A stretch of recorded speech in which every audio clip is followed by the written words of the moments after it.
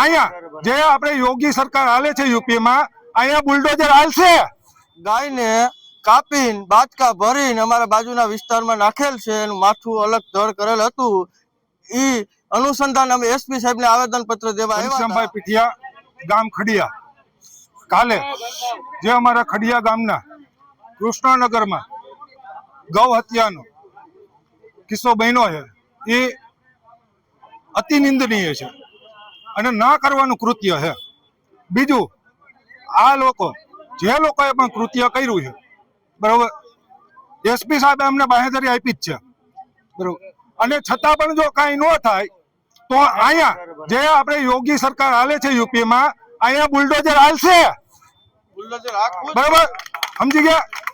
જે તે સમયે ગૌ હત્યામાં પકડાશે, સરકાર એક્શન લે જ છે, તો અમે અમારી રીતે એક્શન લેવું અને અહીંયા જેસીબી હાકી નાખશું.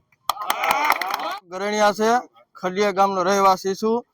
કાલે સવારે અમારા ખડિયા ગામના કૃષ્ણનગર વિસ્તારમાં મુસ્લિમ સમાજના અમુક લુખા તત્વોએ ગાયને કાપીને બાચકા ભરીને અમારા બાજુના વિસ્તારમાં નાખેલ છે. એનું માથું અલગ ધડ કરેલ હતું.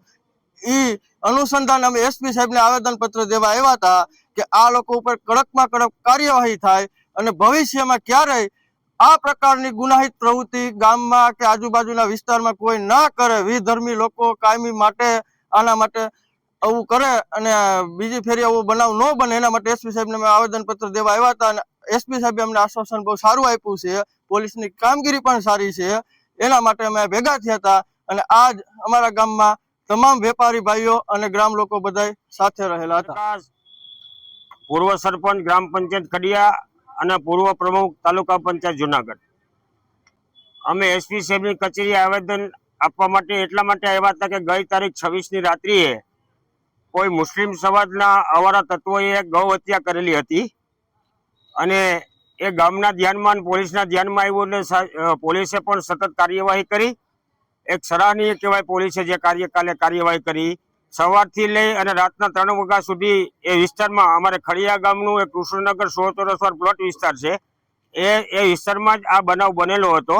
અને એના અનુસંધાને પોલીસે તો જે સરાહનીય કામગીરી કરી જ છે, પણ ખડિયાના તમામ વેપારી મિત્રોએ પોતપોતાની દુકાનો ધંધા રોજગારો બંધ રાખી સ્વૈચ્છિક ગામ સાથે જોડાઈ એક હિન્દુત્વના મુદ્દા ઉપર અને બધાને હારે રહી અને ગામના તમામ સમાજના આગેવાનો મિત્રો વડીલો એક શાંતિપૂર્ણ એક આવેદન પત્ર આપવા આવ્યા હતા. અને એસપી સાહેબે પણ અમને ખૂબ સરસ રીતે સાંભળ્યા અને એસપી સાહેબે એક બાહેંધરી આપી છે કે તમારી જે આશા છે એથી વિશેષ અમે કામગીરી કરીને 2 દિવસમાં બતાવશું. એટલે હવે અમને કોઈ જાતનો પેલો નથી. હવે અમે વેપારી મિત્રોને પણ રિક્વેસ્ટ કરીએ છીએ કે બપોર પછી પોતપોતાના ધંધા રોજગાર ખોલી રાખે. આ બાબતે હવે ક્યાંય કોઈને મિટિંગ કરવાની છે નહીં. પોલીસ તંત્ર આપને પૂરેપૂરું સપોર્ટમાં છે, એટલે કોઈ જાતની બાબત હવે નથી. આપણે કાયદામાં રહીને કામ કરવાનું છે, કાયદો હાથમાં લેવાનો નથી. અને આ સમયે પત્રકાર મિત્રો પણ અમારી સાથે રહ્યા, એ બદલ પત્રકાર મિત્રોનો, ગામ લોકોનો, વેપારી મિત્રોનો આ તકે હું ખૂબ ખૂબ આભાર અને જુનાગઢ પોલીસનો પણ ખૂબ ખૂબ આભાર માનું છું.